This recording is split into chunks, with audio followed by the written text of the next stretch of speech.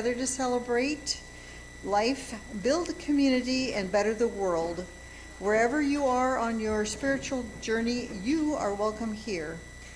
I'm Dorothy Hoskins, your worship associate for this morning, and the service today will be led by Danielle Lyon. Thank you to everyone on this morning's worship team, also including music by Bill Mells. And the Children's Church for Children 3 and over by probably by Kaya. If this is your first visit, welcome. We invite you to sign the visitor's book in the entryway. And whether it's your first visit or your 1000th, we are glad that you are here. This service is also being live streamed on our YouTube channel. We will plan on continuing with hybrid worship services, so you can join us each week here in person or on Zoom or later on YouTube. To help us connect better with our friends watching from home, please turn around and give a wave to the cameras.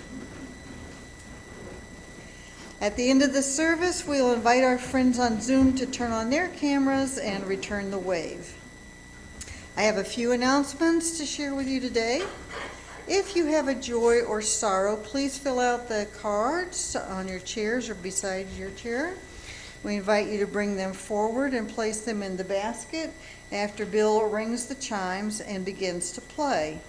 You can also come forward to drop a pebble in the water at that time if you have a joy or sorrow you'd prefer not to share aloud. Today, we wanted to share a few announcements we already have. Every Sunday in December, including today, you'll find crafts, arts, and gifts made by our members for sale after the service. All proceeds will benefit the church mission. Fiona Ross McGuire is collecting supplies for Mary's Place, a center that supports refugees. You can donate money or place hygiene items in the box that's out in the area near the kitchen. Last month we had a very exciting and well-attended meeting of the Social and Environmental Justice Committee, including virtual participants over Zoom. We were able to select a service partner for the darkness season and are working on plans to live out our shared values of community care, as well as building stronger connections to our service partners. We plan to do this by offering our building space and support to network with others in the community who may be interested in attending informational presentations and discussions about their organizations and missions each season. If you have ideas on organizations we should consider partnering with or how to best turn this vision into reality, please come to our meeting, which will follow the worship service today.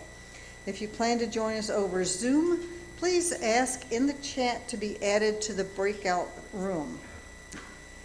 Are there any other announcements for the good of the community today? As we prepare to be fully together, I remind you to silence your phones and any other devices that beep or buzz or otherwise make noises.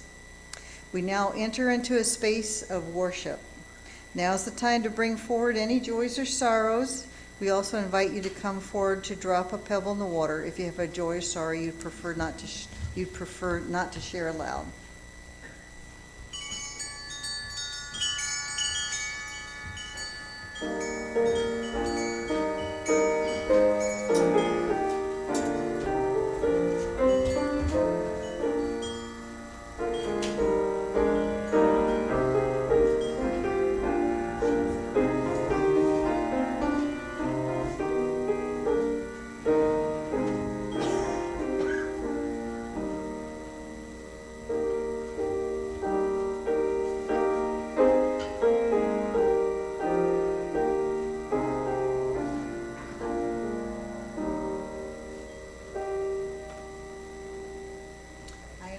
Join with me in lighting our chalice. Today we have some help from Maria.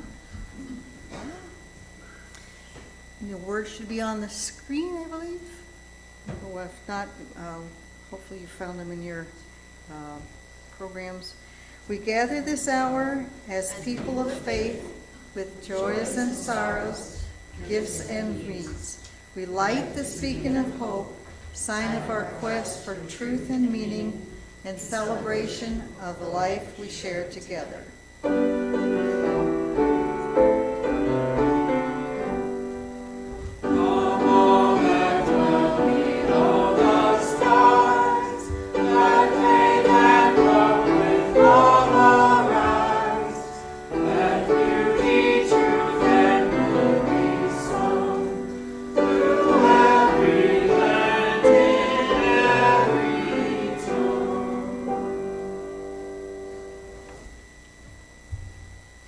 Good morning.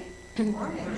I'm Danielle Lyon, the worship coordinator here at UUCC, and most often found sitting at the Zoom computer on Sunday mornings. It is a joy to help bring together the gifts that so many of you generously share throughout the year to help build our community.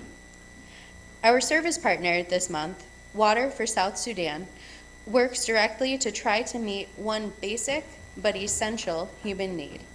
We can't do everything, but every time I come to church, I'm reminded that we can all do something. This morning, my husband, Thomas Lyon, will be doing his best to click the buttons and keep things going, but as a special holiday gift, this service will also include the extra technical challenge of sharing videos. Today is Justice Sunday, as well as the 5th day of Hanukkah. Later in this service, we will welcome Megan, Maria, and Paulo Roberto Cabral to share more about the history and celebration of Hanukkah. Let's now watch together a holiday message from the president of the Unitarian Universalist Association, the Reverend Dr. Sophia Betancourt.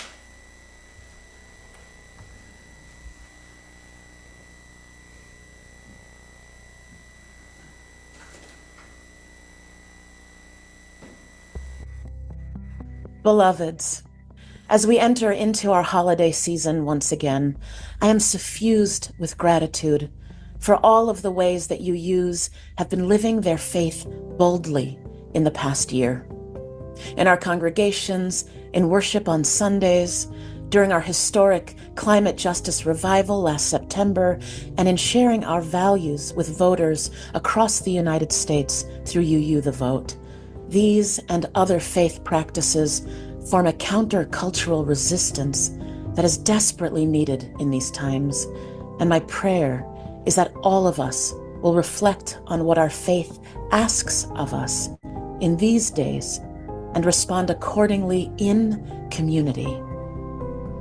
The truth is that life in community is not always easy, and periodically we are asked to reassess our commitments, to deepen our engagement with our values, and to move forward together in new ways, as we did when we adopted the new language for our shared values at General Assembly in June. Those values, equity, transformation, pluralism, justice, interdependence, and generosity, all centered around love, move our living tradition forward to promote liberation, radical inclusion, and communal care, both within our congregations and across society.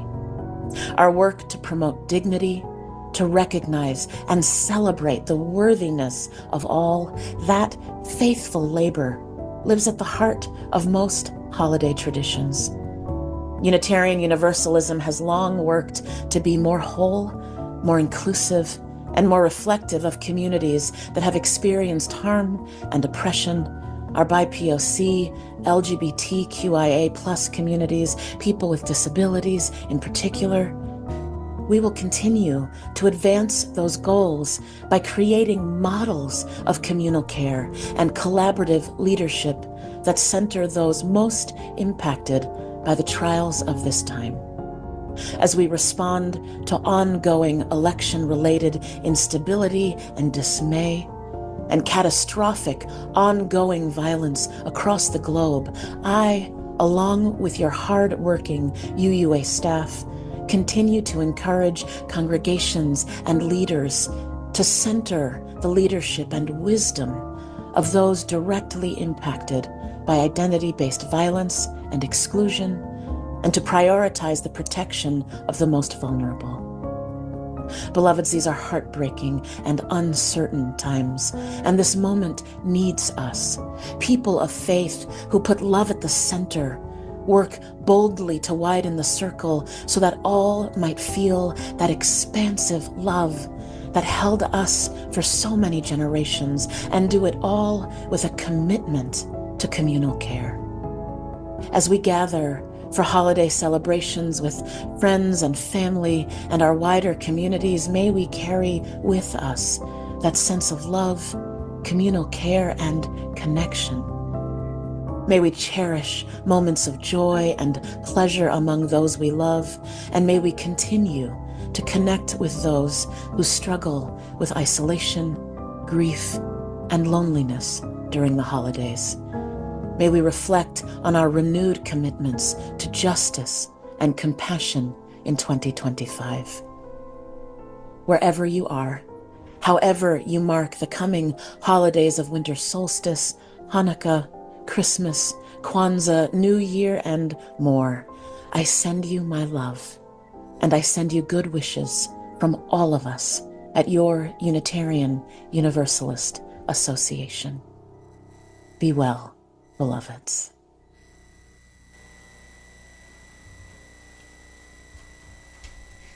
Please rise as you are able, in body or in spirit, and join us in our first hymn, number 41 in the gray hymnal, You That Have Spent the Silent Night.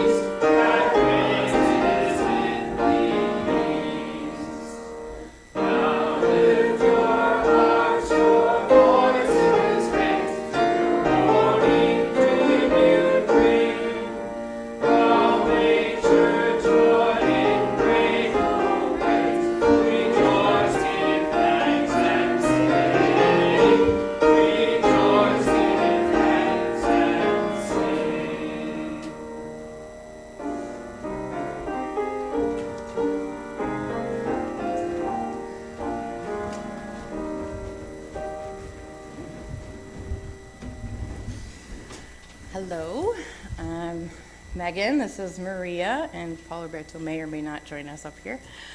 So we were invited to share a little bit about Hanukkah today, and you may know the story already, but wanted to share a little bit about the background of Hanukkah, and then we'll light the candles because today's the fifth. Well, it's the fourth day still, but tonight it'll be the beginning of the fifth day. So just in general, the last year I would say has been a time of reckoning for a lot of Jews and soul searching about the global situation and everything going on with Israel and Palestine. So it's been complicated, and it's, you know, Hanukkah is one of the many holidays where you celebrate the ability to still be Jewish and to still exist as a Jew, but also there has been a lot of pain that has come at the hands of Jews. So it's been complicated, but Hanukkah is not a major holiday in the Jewish faith, but it has become bigger because it's near Christmas, and so it's kind of a time to say, well, we don't have Christmas, but we have this. So it's become bigger in that sense, but really Yom Kippur and Rosh Hashanah and Passover, and there are other holidays that are bigger ones. But it's a fun holiday. It's got candles, and we have gelt, chocolate coins, and songs and things like that. So the story of Hanukkah, if you don't know it, comes from about 150 BC. As the story goes, the Syrian Greeks took over Jerusalem in that area, and they forbade. It was one of the first times that they made laws forbidding the practice of Judaism, and so people couldn't do the many traditions associated with Judaism. And so there was a conflict over that, and then eventually the famous family, the Maccabees, led a revolt against the Greeks, and they took control back.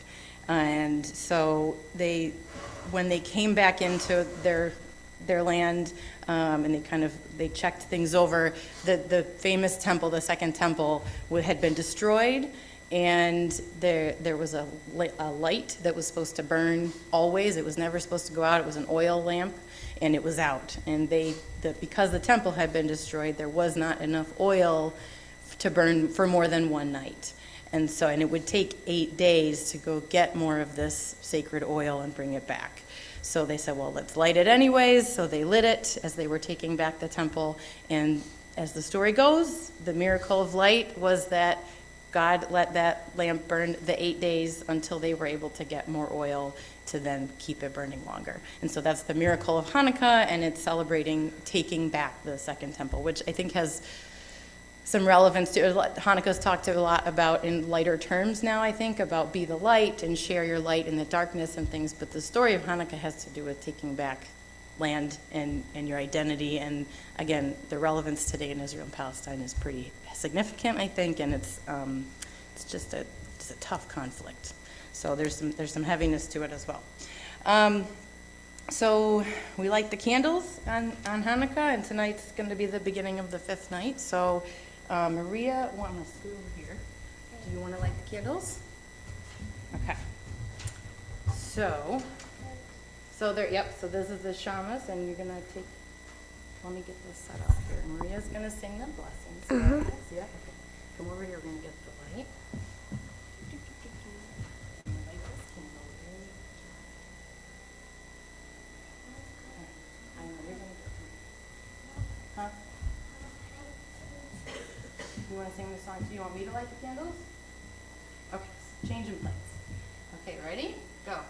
Baruch atah Adonai Eloheinu melech haolam asher kiddushanu mitzvotah v'tzivanu mechanekei sheh Hanukkah. One more time. That one. Baruch Baruch atah Adonai Eloheinu melech haolam asher kiddushanu b'mitzvotah v'tzivanu mechanekei sheh Hanukkah. There, that's done.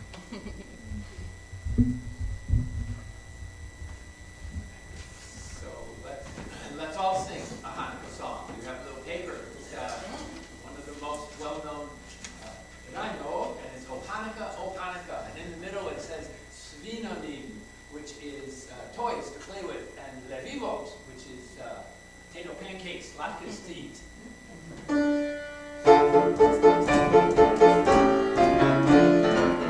O Hanukkah, O Hanukkah.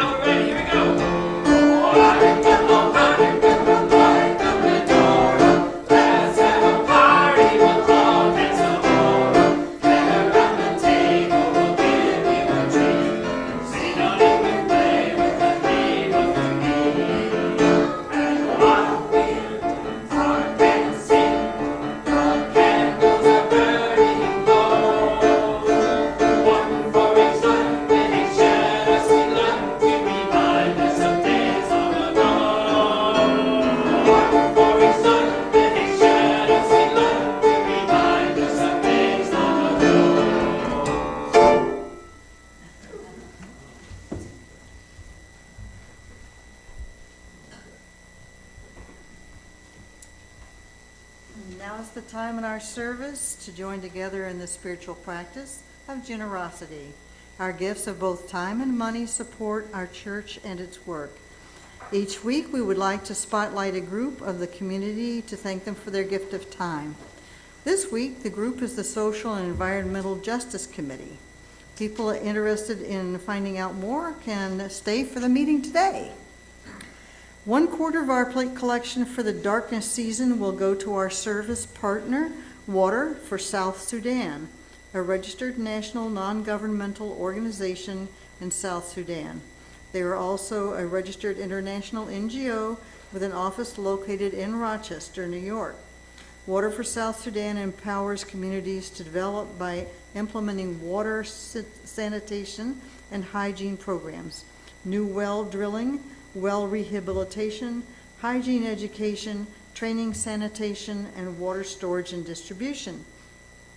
You can give to this morning's offering by placing cash or a check in the basket or by one of the options on your screen if you're watching. Please make a note that your gift is intended for today's offering. We now gratefully accept the offering.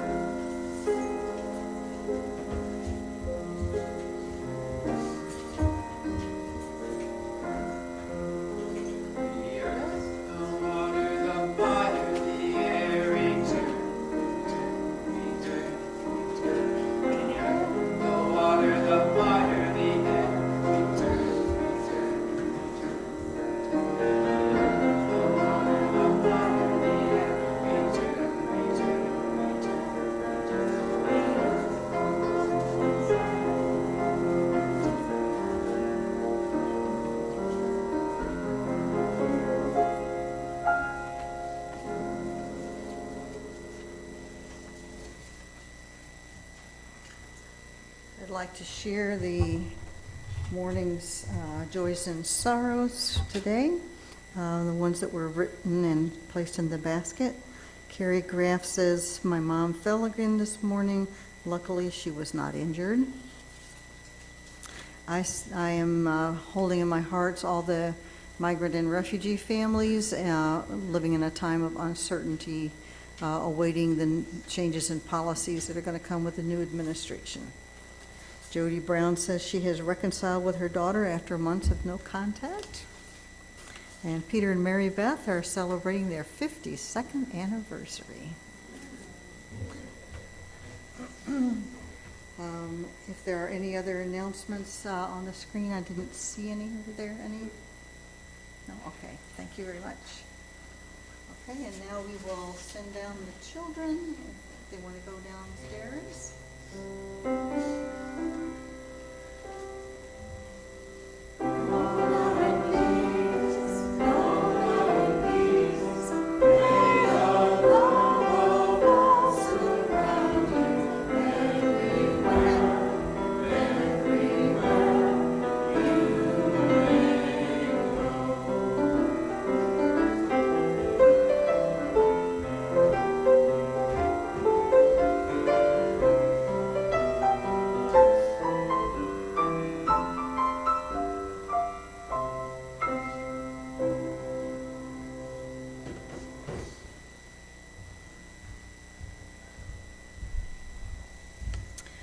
Now is the time in our service for centering, followed by shared silence. And I'm going to read a meditation from for the fifth night of Hanukkah from a group called Rabbis for Ceasefire. And if you're interested in supporting some of the Jewish community's efforts to get a ceasefire to happen in Palestine, I highly recommend all of their work. They put out a lot of good material and organized events and things.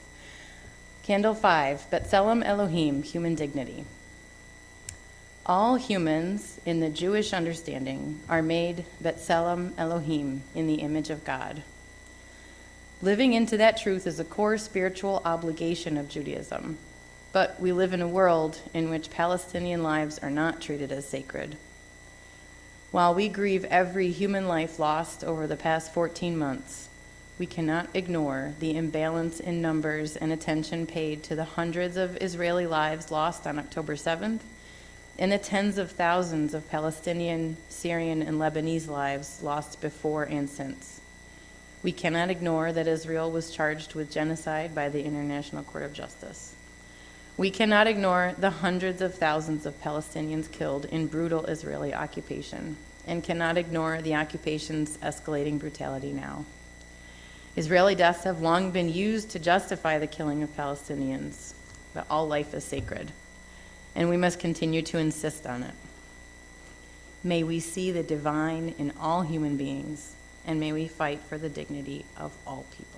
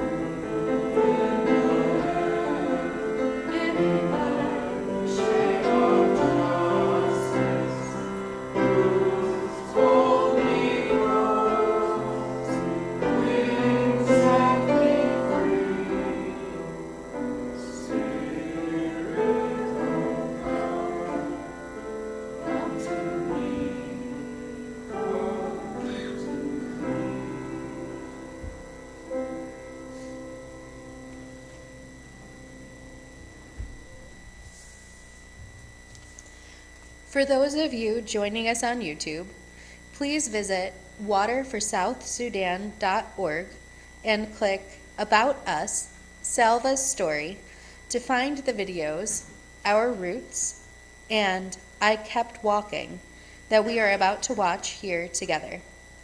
Thomas will now take a moment to end the live stream.